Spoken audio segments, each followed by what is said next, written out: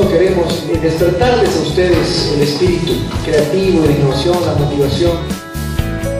Para arreglarse el cabello, eso yo no lo puedo hacer. Yo no consigo el marketing sin creatividad. Más los publicistas se inventaron como que si ellos pudieran ser los únicos creativos. No.